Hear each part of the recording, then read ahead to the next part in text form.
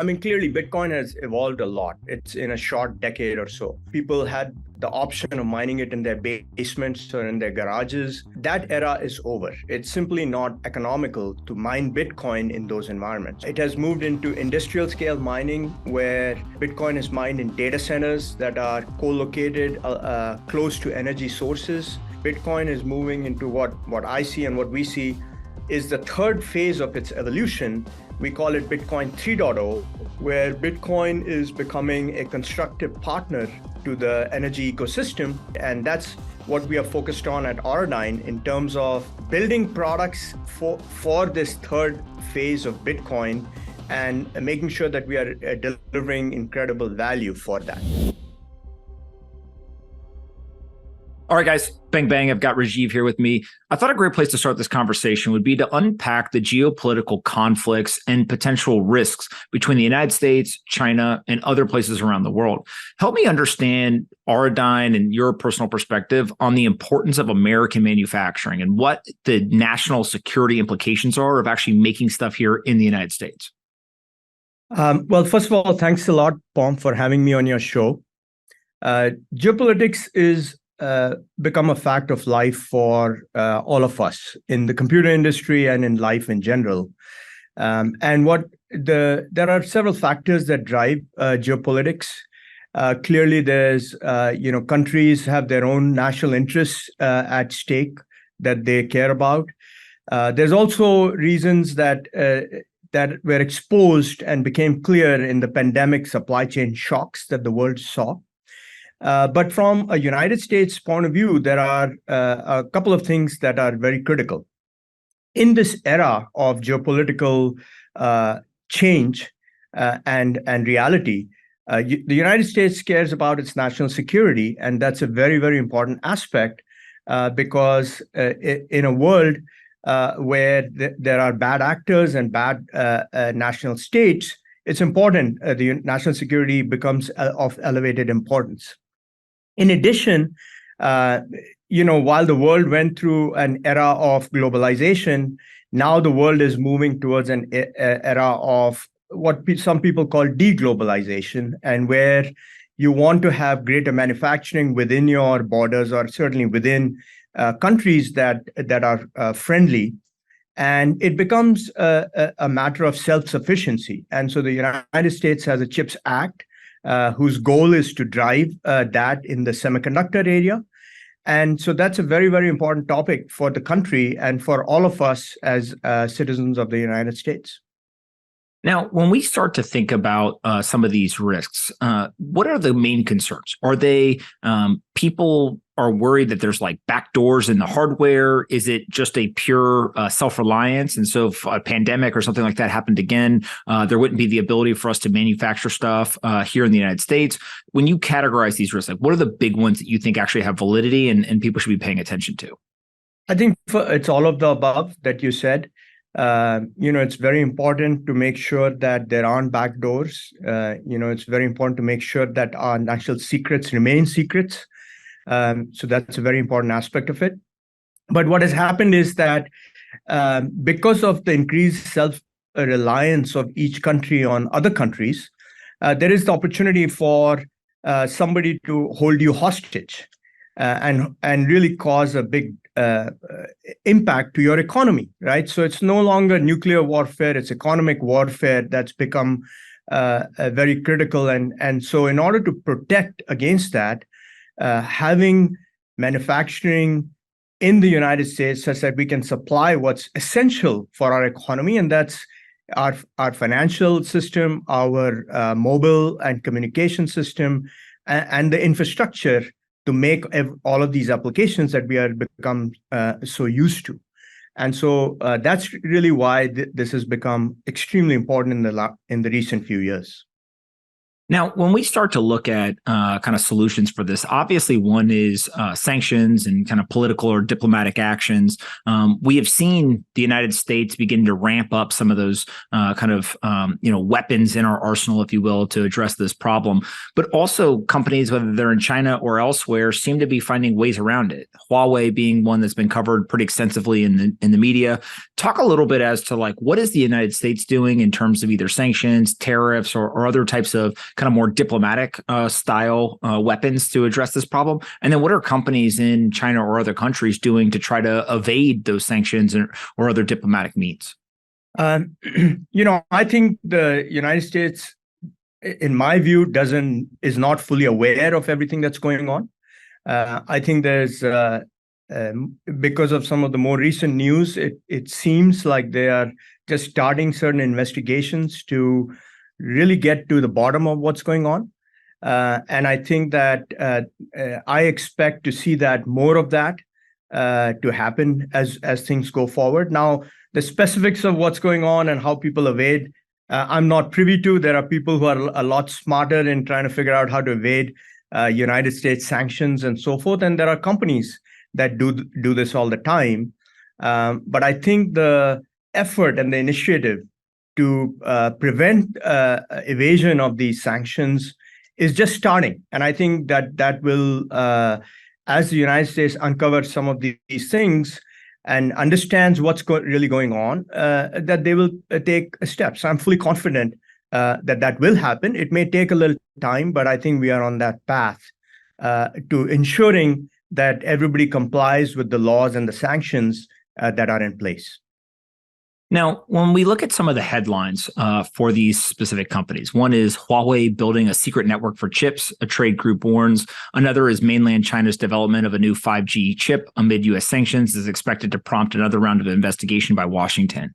Those are specific to chips. And I think when people hear chips, they think artificial intelligence and machine learning and cloud computing and kind of this rise of, the AI world. How much of the concern is specifically just around these chips versus its hardware in general, and whether it is, advanced computing, things like artificial intelligence, machine learning, or it could be something completely different, just maybe your smartphone hardware. It's a concern across all hardware categories. It is definitely a concern across all hardware categories. It's essentially a concern about access to leading edge technology, because technology has this interesting attribute which people call diffusion, right? You can use leading edge technology. If you start using it in one area, it diffuses to other areas, right? So you could start in artificial intelligence and have it diffuse to other areas. Or for example, in our case, we are working on Bitcoin chips, which require absolutely leading edge process technology. You could start in a Bitcoin area, and then it starts to diffuse into artificial intelligence and other areas. So it's not one area versus another. It's really a competency. It's really access to leading edge advanced technologies. That's what is very, very critical. So let's talk about Bitcoin specifically. Obviously, there has been a lot of improvement and innovation around the hardware. If you go all the way back, people were mining Bitcoin on laptops, and eventually now we have ASICs that seem to be pretty advanced. Where do you all kind of evaluate how much better can the hardware actually get, and where do you think the biggest areas of opportunity are? Yeah. I mean, clearly, Bitcoin has evolved a lot. It's in a short decade or so. As you said, it started in laptops, went into GPUs and FPGA type solutions, and people had the option of mining it in their basements or in their garages. That era is over. It's simply not economical to mine Bitcoin in those environments. So Bitcoin has gone from being more of a hobbyist and speculator phase. It has moved into industrial scale mining, where Bitcoin is mined in data centers that are co-located close to energy sources, and where you can get access to cheaper energy, if you will. And further, I think Bitcoin is moving into an era where it's not just being mining of Bitcoin, but Bitcoin is moving into what I see and what we see is the third phase of its evolution. We call it Bitcoin 3.0, where Bitcoin is becoming a constructive partner to the energy ecosystem, and being providing certain value in terms of using wasted energy and balancing the grid in ways that people never imagined before, right? Now, in order to do that, clearly energy efficiency is very critical, and you have to make sure that the power consumption of Bitcoin mining is as low as it can get, and that requires very low voltages.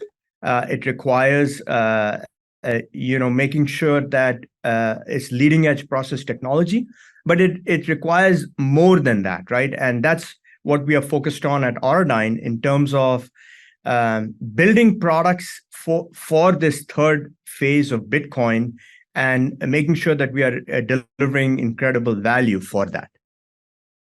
Let's talk about the specifics of what you all have built. The team is comprised of people who are very smart, people with a lot of experience. A number of people on the team would be considered, kind of legends of Silicon Valley and some of the other businesses that they were a part of and helped to build, companies that I think the modern age of cohort of startups look back and say, wow, if we can only accomplish a fraction of what those companies did, we'd be in good shape. And so when you bring these smart, intelligent, hardworking people together, you can really do anything, right? There are so much opportunity.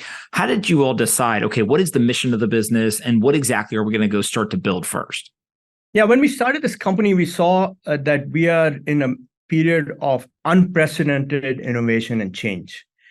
In particular, blockchain and AI are technologies that will exist with us for decades going forward and will have a multiple trillion impact on our lives, on economy, and as well on IT. However, if you look at those technologies, the infrastructure associated with those technologies, the foundational infrastructure, is simply not at the level as the prior generations of technology. And so we felt like we could make a serious dent in this area and really unleash the innovation that can happen on top of these technologies going forward. So that's really what our big vision and mission was. I'm particularly proud of the team that we have. The team that we have has prior experience at industry-defining companies like Palo Alto Networks, which is a giant cybersecurity leader in the world, and then in companies like NVIDIA, in Cavium, and Marvell, and so forth. And between us, what we have done is we've really built foundational technologies, infrastructure technologies that drive secure commerce, secure enterprise, that drive mobile and cloud infrastructure. So things that we have taken now for granted and have become part of our lives, but we think we can make a massive dent going forward in that. And so the team is extremely capable of not just innovating, but building great companies and working across many transitions going forward. Now, let's talk about what this means practically for a miner. So a large scale miner comes to you all and says, show me your products, show me your services. How can you help me? What is the difference before they start working with Auradine to what they actually can do after they start working with you guys? Yeah, so today, if you take a look at the miner and any miner, first of all, they're buying all their products from Chinese-based companies. That's number one. Secondarily, the products have evolved from being a hobbyist product to being deployed in industrial scale mining. So what they do is they typically get the miner. In some cases, they have to change the control board, the firmware running on it. They have to apply a variety of additional software patchwork. Sometimes they do it themselves. Sometimes they work with ecosystem partners. So it's really a patchwork to get to operation and going forward. In addition, these products don't work because the world has not a single climate all the time. Things get hot, things get very cold, and the miners simply stop working. And then in addition, energy providers sometimes want the miners to curtail, and they want them to shut down these miners so they can shift that energy to consumers. So it's a very kludgy system that exists in place today. Okay, and what we are bringing to market is a revolutionary product that's built from the ground up. It's built for data center scale as opposed to hobbyist operation. We have leading energy efficiency. We have a first product. We have a amazing roadmap in front of it that's coming behind it. So we have leading performance and energy efficiency, which I believe is table stakes at this point in time. But beyond that, what we have done is we've added some unique innovations that fall in a few areas. First is something that we call energy tune. And that technology allows for these miners to go up and down in terahash rates or in power consumption in a very dynamic fashion without reboots, and be able to achieve that within a matter of seconds, because utilities need that level of responsiveness for appropriate demand response. Very beneficial for miners and very beneficial for utilities. Second thing is, as you deploy these miners in harsh conditions in the middle of a desert where energy is stranded, for example, renewable energy is stranded, or next to a natural gas flaring site, you want these miners to keep operating in a wider operating temperature range. Very low temperatures, very high temperatures, and we build a system with very high quality to keep operating, delivering higher uptimes. Okay, so that's another important attribute. And then finally, all of this boils down to a much better total cost of ownership from a miner point of view, right? So they don't have to do a lot of capex upfront, R&D upfront to get these products deployed. They are out of the box. They can be deployed very easily. They are up more of the time, so they get a better benefit. They get better economics from curtailment. So all in all, it's just a much, much better total cost of ownership for the miners. Now, when you start to look at these individual miners, one of the parts that becomes fascinating to me is this ability to have very specific control, right? You can actually turn things on, you can turn them off, you don't have to do entire sites.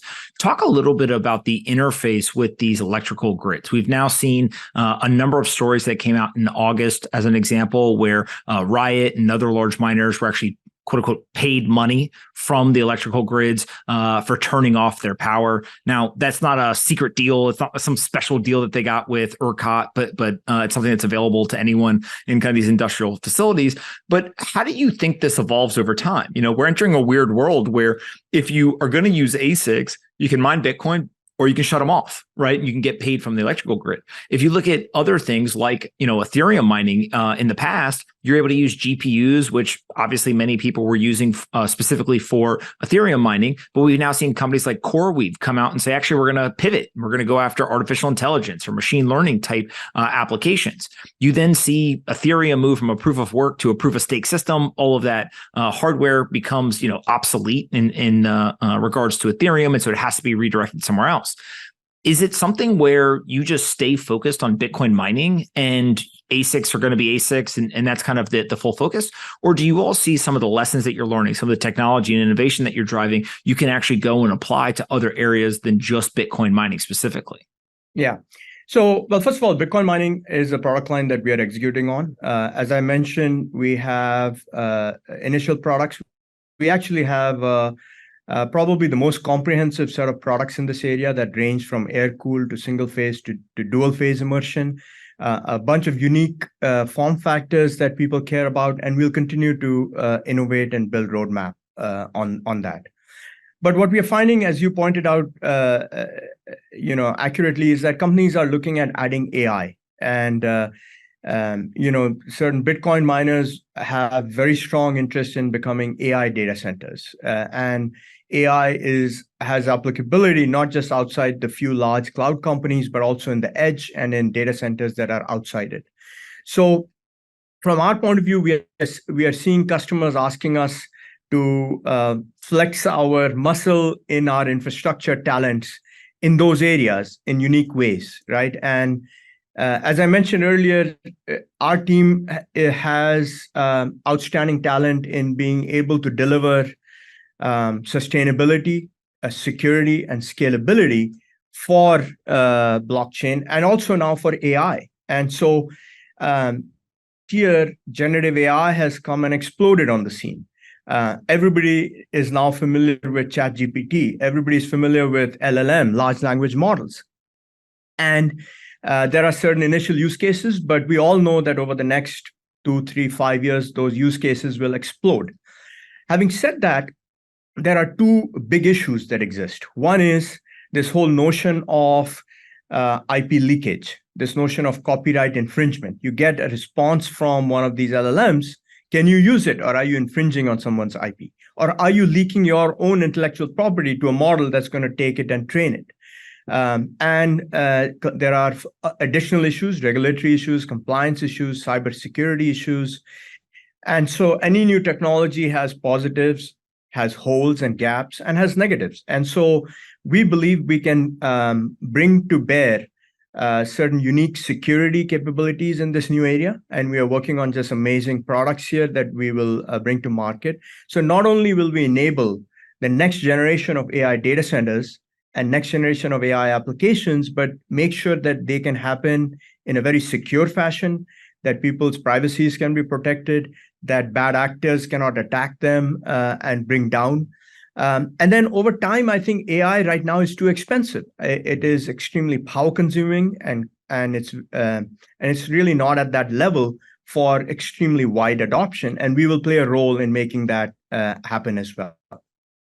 When you look at what's going to be needed to be able to do that, how much of this is hardware innovation versus maybe it's just a capital game? If you can get enough capital, then you can go and do it.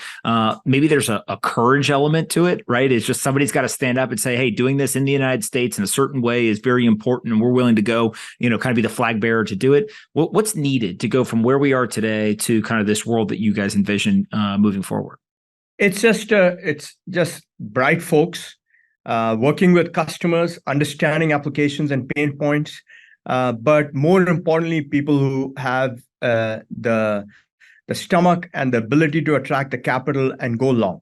Okay, that's a very important aspect to it. And we have shown time and again across years that the United States really delivers the world's best technology, and I think we will continue to do that. And so in terms of hardware versus software, it's a combination. We all know that Moore's law is at its limit. The world is moving from general purpose computing to accelerated computing, in part to address the slowdown of Moore's law and the rate of compute growth.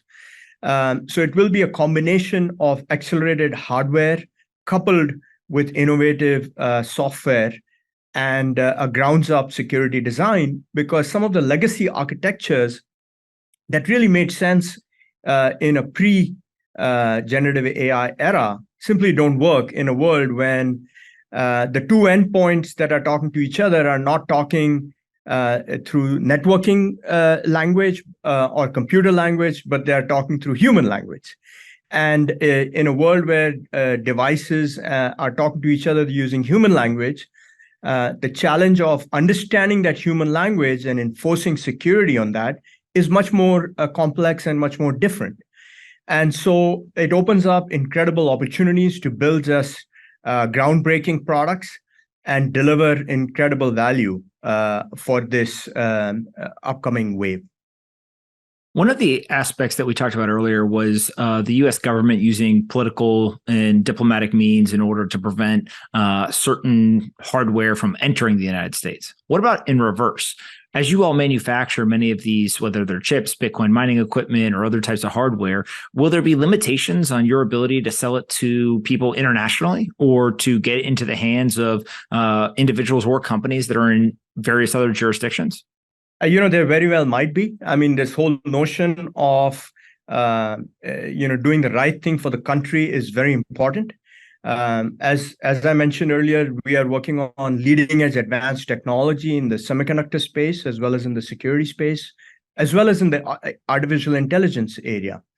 And so from our point of view, we are, while we obviously want our technology to be adopted as widely and as globally as possible, we are also very mindful of the fact that we live in a different world, and geopolitical factors and national security factors have become more important than ever before. And so certainly we are going to comply with and really partner with the US government to make sure that the right policies are put in place. And then when you start to look at the Bitcoin mining industry, we have seen a number of the large miners. They are playing this game of, hey, we're going to do mining, whether that is Bitcoin or other assets. And we also are going to play in the advanced computing space. What it makes me think is you all are doing something similar in a different way, right? You guys are obviously going to go much more after kind of chips and hardware manufacturing and distribution. Is this going to be the natural state of companies? Is this kind of like the end game where all of these businesses that are in the computational kind of industry are going to end up having to have one foot in Bitcoin and cryptocurrency world, but also another foot in artificial intelligence, machine learning, cloud computing, and other kind of advanced computational sectors? I think they're not two completely different worlds. I think they're worlds that will converge in the future. And I think that it makes a lot of sense, right? In a AI world where there are AI assistants who are doing transactions on your behalf. They are buying airline tickets or making restaurant bookings and giving your credit card information out. Blockchain has a critical role to play as part of that, because these transactions will be done in using internet rails as opposed to your credit card rails. Money transfer and so forth will happen. So that's one place where AI and blockchain will converge. Another place where AI and blockchain and certain related technologies like zero knowledge proofs converge is the fact that when you're talking to somebody, for example, right now, how do I know it's the real Pomp, or is it really a deep fake that I'm talking to? I want to be able to be sure of that, and blockchain technologies will allow me to feel the confidence that I'm talking to a real person rather than a deep fake that was created using generative AI.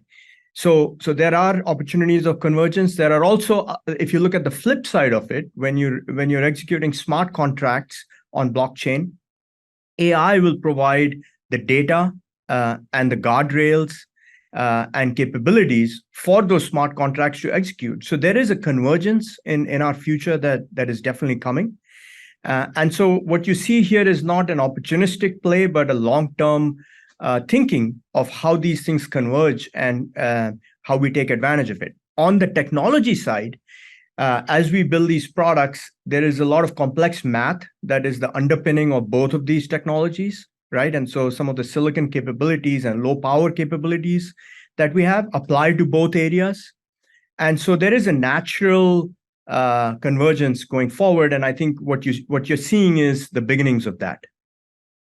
Now, you all have products out in market. You're already been executing on this. You raised quite a bit of capital for an early stage company to go and do this successfully. What has been the response so far from customers? What are they saying in terms of the things that you all are doing well and serving their needs? And then what are the areas where they're saying, hey, if you guys could do A, B, or C, that'd be really valuable for us? Yeah, I mean, we've spoken to a number of customers. Every time we go and tell them about what we are doing, they're telling us that we hit all of their pain points, right? This whole notion of energy tuning that people refer to as overclocking and underclocking, in this previous era. So they just love it. This notion of making sure that everything works well with each other. They just simply love it. The response has been extremely positive. And so we have a number of customer engagements in process. We actually have orders of our products in process, and people are encouraging us to keep executing on this. And then people also are very interested in what we are going to bring to market in the AI space. So I think there's great relationships that are forming at this stage, and we are delighted to partner with a number of leading mining customers as well as enterprise customers. Now, there's a whole wide range of people who listen to this podcast. And so I thought maybe we could kind of do a little bit of round robin and you could deliver a message to each one of them. Maybe first what we could start with is U.S. politicians and kind of people who are in that apparatus where they may or may not be aware of some of the problems or the risks that we face. And they likely have the ability to do something, or at least suggest to their colleagues to do something. What do you think is kind of the best message for us to deliver to them? I think for US politicians, I think one thing has become clear. Everybody has become aware and in alignment for the geopolitical issues that exist in our world across both parties. So that's extremely positive. Historically, that's not always been the case. But I think the time is now to move to action beyond talking. And I think the time is now to really investigate and make sure that the right things are happening with regard to regulation, and making sure that all the laws and that they have put in place are really being complied to. So I think that's the most important message I would convey to the politicians. Another group of people are founders and technologists. These are people who probably are sympathetic to kind of this uphill battle that you all are taking on and are cheering for you. But what would be the message to those technologists, whether they're potential people who could come and work with you all, people who could partner with you, or people who are just building other technology companies that happen to just be in a very broad, similar field? Yeah, especially in deep tech, which is the area that we focus on. Building companies is not straightforward. But I think that the thing that works is, number one is track record helps tremendously. The ability to attract capital helps tremendously. But then beyond that, innovation and persistence is absolutely key. And what we've seen time and again is that people get into a market, try to do something for 1 or 2 years, and then they find it's too hard and then run away from the market. And if you look at the reason, one of the biggest reasons for the success of the team we have is the fact that not only are these extremely talented people, but they have the ability to go long and ability to go through ups and downs. And I think that is very critical for any entrepreneur or founder that wants to build a company in the deep tech space.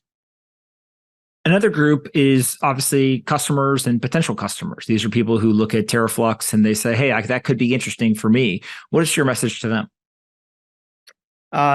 Reach out to us. We are, as I mentioned, we are engaged with a number of customers. You can come to our website. We'd love to talk to you and explain to you in great detail, not just what we have today, but what's coming in the pipeline behind this. And then the second thing I want to tell these customers is we are here to stay. So don't worry about folks that came in and jumped out of the market. Our intention is to stay and build an infrastructure company that is going to be around for a very long time, an iconic company, we think, in the Silicon Valley, in the United States. And we'd love to partner. So that's what I would tell these folks.